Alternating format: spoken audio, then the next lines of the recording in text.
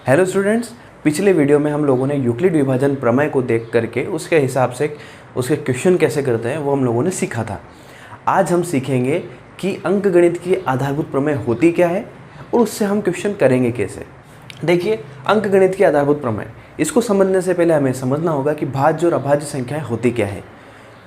ठीक है, तो देखिए, भाज्य संख्याएँ वो संख्याएँ होती है जिनमें एक और खुद के अलावा किसी और संख्या का भी भाग जाए। ठीक है, जैसे अगर मैं यहाँ पर 8 लिख देता हूँ, इसको हम 1 से भी डिवाइड कर सकते हैं, इसको हम 8 से भी डिवाइड कर सकते हैं, इसको हम 2 से भी डिवाइड कर सकते हैं, इसको हम 4 से भी डिवाइड कर सकते हैं। तो शर्त क्या होती है, भाज्य संख्या बनने के लिए इसके और खुद के अलावा किसी और संख्या से भी उस संख्या के अंदर भाग जाए। हम अभाज्य संख्या की बात करते हैं तो अभाज्य संख्या, सबसे छोटी अभाज्य संख्या होती है 2, फिर होती है 3, फिर होती है 5। इस तरह से हम अभाज्य संख्याओं को लिख सकते हैं। अब बढ़ते हैं इसके स्टेटमेंट की तरफ। देखिए, अंकगणित की आधारभूत प्रमेय का स्टेटमेंट हमसे क्या कहता है। वो कहता है कि किसी भी भाज्य संख्या को अद्वितीय गुणनखंड के रूप में लिखा जा सकता है, मगर वो गुणनखंड होना चाहिए अभाज्य संख्याओं का। कैसे? अब देखिए, यहाँ पर हमारे पास में 8 है। इस 8 को मैं गुणनखंड के रूप में लिख सकता हूँ क्या? लिख सकता हूँ, 2 इंटू 2 इंटू 2। देखिए, इस गुणनखंड के रूप में मैंने लिखा है। क्या ये गुणनखंड अद्वितीय है, यानी कि इनको मल्टीप्लाई करने से केवल और केवल मुझे 8 मिल रहा है? जी हाँ, मिल रहा है। तो ये गुणनखंड जो होगा इसका अद्वितीय गुणनखंड होगा, और अद्वितीय गुणनखंड होने के साथ साथ अभाज्य संख्याओं का गुणनखंड होगा। इसका कंसेप्ट जो है वो इस तरह से भी हम शो कर सकते हैं कि किसी भी भाज्य संख्या को अभाज्य संख्याओं की घातों के गुणनखंड के रूप में हम लिख सकते हैं। कैसे? देखिए, यहाँ पर इसको मैं 2 की पावर 3 भी तो लिख सकता हूँ। इसी तरह से अगर यहाँ पर मैं 24 ले लेता हूँ तो 24 को मैं कैसे लिख सकता हूँ?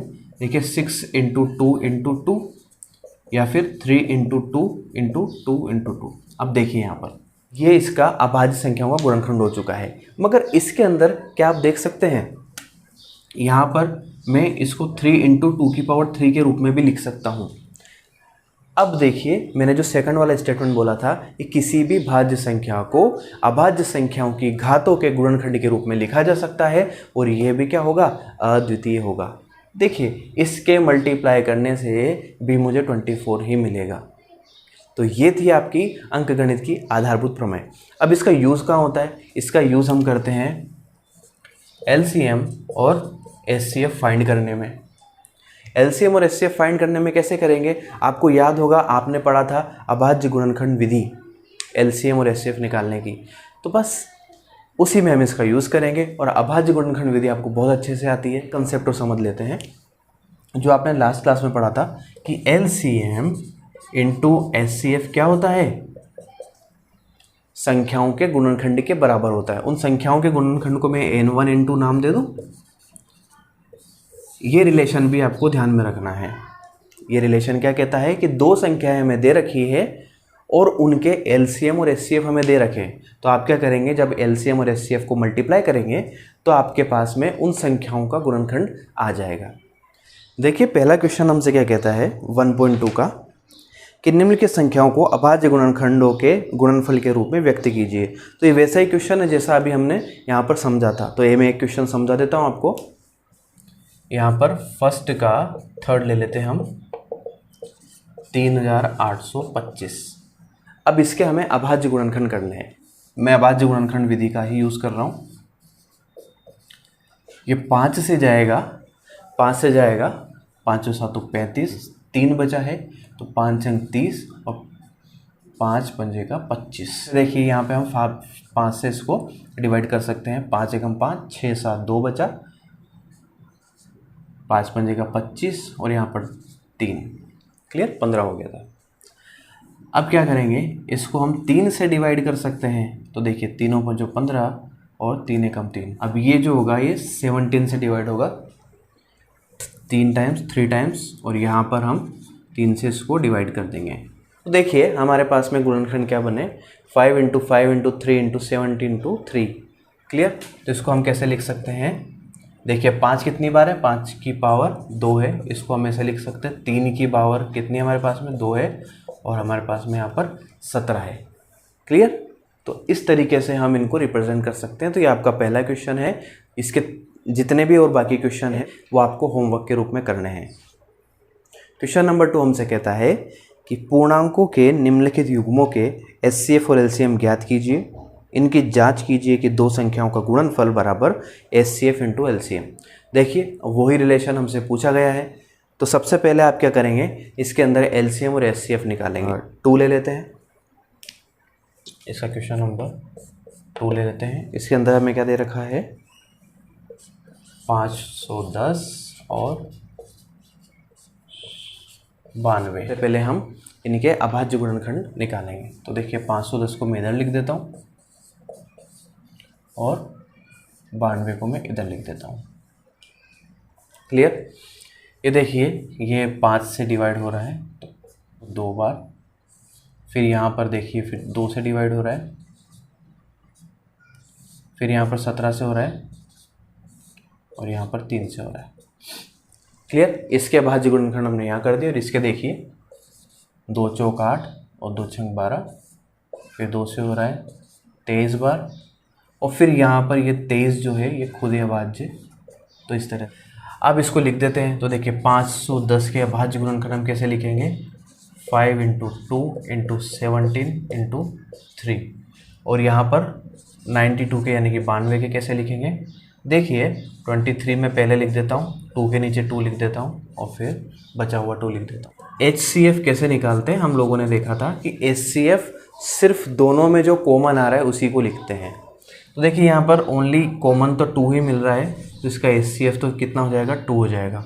और LCM की बात करते हैं तो LCM के अंदर HCF को लिखने के बाद में, यानी कि इस कॉमन को लिखने के बाद में, देखिए यहाँ पे भी लिखा है, बाकी जितना भी बचा हुआ है वो सारा लिख दीजिए। तो 5 × 23 × 17 × 2 × 3।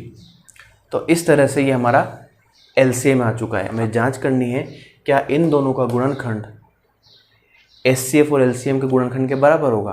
तो अब आप एक बात ध्यान दीजिएगा, जब हमें इस टाइप के क्वेश्चन मिलते हैं तो हमें इसके अंदर कैलकुलेशन करने की आवश्यकता नहीं होती है।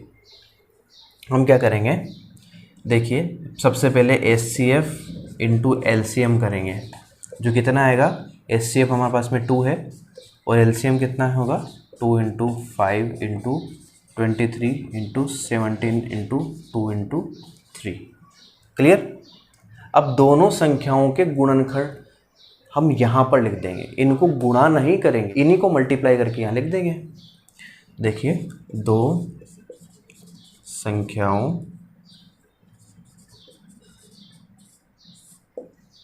का गुणनफल, देखिए कितना हो जाएगा, देखिए यहाँ पर है 5 2 17 × 3 × 23 × 2 × 2। अब आप देखेंगे कि ये दोनों जो है ये बराबर है, तो ये दोनों बराबर है तो हम लिख देंगे क्या, तब उपरोक्त प्रक्रिया से हमें HCF × LCM बराबर दो संख्याओं का गुणनफल मिलता है। क्लियर? जांच में यह सत्य पाया गया है। आप इसे लिख सकते हैं। यहाँ पर 2 संख्या दे रखी थी, अब अगले क्वेश्चन में 3 संख्या दे रखी है, तो मुझे नहीं लगता कि आप लोगों को दिक्कत आएगी। तो क्वेश्चन नंबर 3 आप लोग होमवर्क के रूप में कर लें। देखिए क्वेश्चन नंबर 4 हमसे क्या कहता है कि HCF ऑफ कितना है, 306 और 557, यही दे रखा है, सॉरी 657 है यहाँ पे। 306 और 657 का जो HCF दे रखा है वो हमें कितना दे रखा है, 9 दे रखा है। तो हमें इसका LCM फाइंड करना है।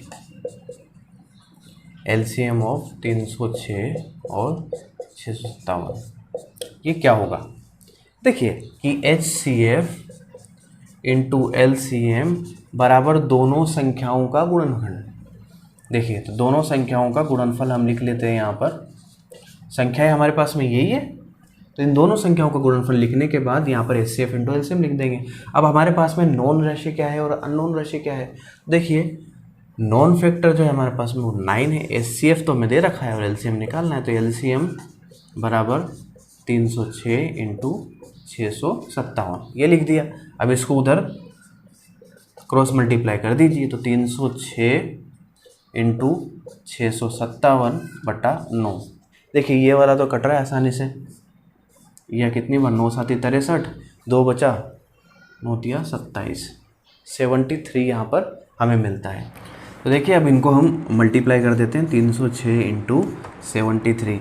जब इनको हम मल्टीप्लाई करेंगे तो हमारे पास में आएगा 22338 ये आएगा। क्लियर। तो हमारे पास में जो एलसीएम मिला है वो कितना मिला है 22338। तो इस टाइप के जितने भी क्वेश्चंस हैं हम उनको इस तरह से कर सकते हैं। आइए नेक्स्ट क्वेश्चन देखते हैं। देखिए क्वेश्चन नंबर 5 के अंदर हमसे बोल रखा है कि जांच कीजिए क्या किसी प्राकृत संख्या n के लिए संख्या 6 की पावर n अंक 0 पर समाप्त हो सकती है। अब ध्यान दीजिएगा, उन्होंने हमसे पूछा है क्या 6 की पावर n जो है यहाँ n के किसी मान के लिए यहाँ पर जब हमें इकाई का अंक मिलेगा तो क्या वो 0 मिलेगा। तो देखिए इसको भी हम इसी तरह से करेंगे।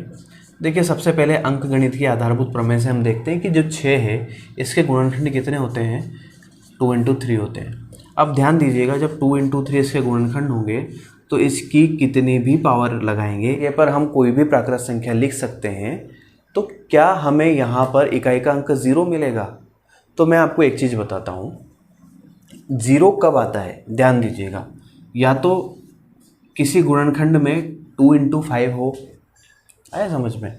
जैसे आप देखेंगे कि 2 की पावर चाहे आप कितनी भी लगा दें या फिर 3 की पावर आप कितनी भी लगा दें, ना यहाँ पर 0 बनेगा ना ही यहाँ पर 0 बनेगा। और आप जानते हैं कि 5 इंटू 2 करने पर 0 आता है ना, इकाई का अंक 0 आता है। या फिर किसी इकाई के अंक 0 वाली संख्या से किसी दूसरी संख्या को मल्टीप्लाई करने पर, जैसे यहाँ पे अगर मैं यहाँ पे 2 लिख दूँ तो यहाँ पर भी इकाई का अंक 0 आएगा। तो ये दोनों जो कंडीशन है वो बन ही नहीं रही है यहाँ पर, तो फिर हमें यहाँ पर इकाई का अंक 0 नहीं मिलेगा। तो देखिए ये हमने यहाँ पर इसकी थ्योरी लिख ली है कि यदि किसी n के लिए संख्या 6 की पावर n 0 पर समाप्त होती है तो ज़रूर उसके अभाज्य गुणनखंड के अंदर 2 और 5 आना चाहिए, यानी कि वो 5 से डिवाइड होना चाहिए। मगर ये 2 से तो डिवाइड हो रही है, ये 5 से डिवाइड नहीं हो रही है। मतलब यहाँ पर हम पाएंगे कि यहाँ पर 6 की पावर जो n है उसका मान 0 नहीं आएगा। क्लियर यहाँ तक। देखते हैं नेक्स्ट क्वेश्चन। देखिए क्वेश्चन नंबर 6 हमसे कहता है कि एक संख्या और दूसरी संख्या, ये दोनों संख्याएं जो हैं हमें दे रखी है, ये भाज्य संख्याएं क्यों हैं। देखिए कोई भी संख्या भाज्य संख्या कब होती है, जब उसके गुणनखंडों को अभाज्य संख्याओं के एक अद्वितीय गुणनखंड के रूप में लिखा जा सकता है। 7 इंटू 11 इंटू 13 मतलब 7 इंटू 11 इंटू 13 प्लस 13 ये दे रखा है पहली संख्या। तो देखिए इन दोनों को हम सोल्व करते हैं। तो देखिए इन दोनों में से कॉमन कितना आ रहा है, 13 कॉमन आ रहा है और बचेगा कितना, इन दोनों में से कॉमन आकर के ये बन रहा है। क्लियर। क्या मैं इसको इस तरह से लिख सकता हूँ 13 इंटू इसको देखिए 77 और एक कितना हो जाएगा 78 78। अब देखिए यहाँ पर जो 78 है इस 78 के हम गुणनखंड कर सकते हैं। इसके गुणनखंड कैसे करेंगे, देखिए अभाज्य गुणनखंड से कर लेते हैं, जल्दी हो जाएगा। यहाँ पर 2 से जाएगा, 2 तिया 6 और 2 नाम 18 और यहाँ पर 3 से 3 एकम 3 3 तिया 9। तो ये हमारे पास में कितना आ जाएगा 2 इंटू 3 इंटू 13। अब देखिए यहाँ पर क्या ये सभी के सभी अभाज्य संख्याएं हैं, 13 भी अभाज्य, 2 भी अभाज्य, 3 भी अभाज्य और 13 भी अभाज्य।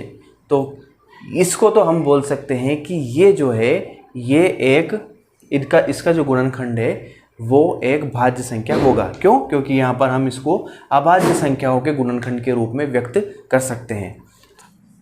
7 into 6 into 5 into 4 into 3 into 2 into 1 plus है 5। तो देखिए सेम इसी को उसी प्रकार से करेंगे। यहाँ पर से हमारे पास में 5 कॉमन आ रहा है, अंदर कितना बचेगा 7 into 6 into 4 into 3 into 2 into 1 plus 1। Clear. अब हम इनको मल्टीप्लाई करते हैं, यहाँ पर हमें मिलता है 5 इंटू वहाँ पे 100, 8 तो हमें इससे मिला है और यहाँ पर एक ये जुड़ जाएगा तो 1009। अब हम इसके भी गुणनखंड क्या कर सकते हैं क्या, 1009 के, तो आप देखेंगे कि ये एक अभाज्य संख्या है। तो ये दोनों अभाज्य संख्या हैं, इनके गुणनखंड से अगर हम किसी संख्या को रिप्रेजेंट कर सकते हैं तो वो एक भाज्य संख्या होगी। अतः हम इन दोनों संख्याओं के लिए कह सकते हैं कि इनको हम अभाज्य संख्याओं के अद्वितीय गुणनखंड के रूप में व्यक्त कर सकते हैं, इसलिए ये इनका जो गुणनखंड है वो एक भाज्य संख्या होगी। क्वेश्चन नंबर 7 के अंदर हमें क्या कह रखा है कि किसी खेल के मैदान के चारों ओर एक वृत्ताकार पथ है। इस मैदान का एक चक्कर लगाने में सोनिया को 18 मिनट लगते हैं, जबकि इसी मैदान के एक चक्कर लगाने में रवि को 12 मिनट लगते हैं। क्लियर। माना कि वे एक ही स्थान से एक ही समय से प्रारंभ करते हैं और एक ही दिशा में चलते हैं। हमारे पास में एक वृत्ताकार मैदान है, यहाँ से दो जने दौड़ना या चलना प्रारंभ कर रहे हैं इसी जगह से, इसी डायरेक्शन में और एक ही टाइम पर। सोनिया जो है वो धीमी धीमी दौड़ती है या धीमी धीमी चलती है, वो 18 मिनट में इसको पूरा चक्कर लगाती है। और जो रवि है उसको लगते हैं 12 मिनट। तो आप देखेंगे कि एक की चाल कम, एक की चाल ज़्यादा है, तो इसी स्थान पर आने में उन्हें समय भी ज़्यादा लगेगा। तो जब भी हमें समय ज़्यादा लगने का अनुमान लगे तो वहाँ पर हमें एलसीएम निकालना है। क्वेश्चन के अंदर हमें उन्होंने एलसीएम पूछा है, तो देखिए एलसीएम ऑफ 18 और 12। देखिए 18 को हम कितना लिख सकते हैं, 9, इसके और टुकड़े हो जाएंगे 3 इंटू 3 इंटू 2। क्लियर। 12 को क्या लिख सकते हैं, 3 इंटू 2 इंटू 2, 3 दूनी 6, 6 दूनी 12। क्लियर। अब यहाँ पर हम क्या निकालेंगे, इसका एलसीएम निकालेंगे। तो देखिए एलसीएम कैसे निकालेंगे, 3 तो कॉमन आ रहा है, 3 कॉमन ले लीजिए, 2 कॉमन आ रहा है, 2 कॉमन ले लीजिए, और बाकी जो बचा है कितना, 3 इंटू 2। तो आप देखेंगे 3 दूनी 6 और 3 दूनी 6, यानी कि यहाँ पर 36 मिनट लगेंगे उनको। आई होप आपको ये वाली एक्सरसाइज भी बहुत अच्छे से समझ में आ गई होगी।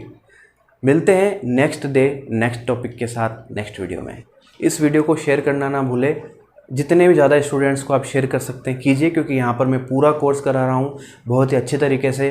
जिस तरह से मैं ऑफलाइन में पढ़ाता हूँ उसी तरह से मैं ऑनलाइन में पढ़ाने की कोशिश कर रहा हूँ। तो प्लीज़ इसको ज़्यादा ज़्यादा शेयर करें, लाइक करें और सब्सक्राइबर भी बढ़वाएँ, ताकि मैं लाइव क्लासेस ले सकूँ। Thank you.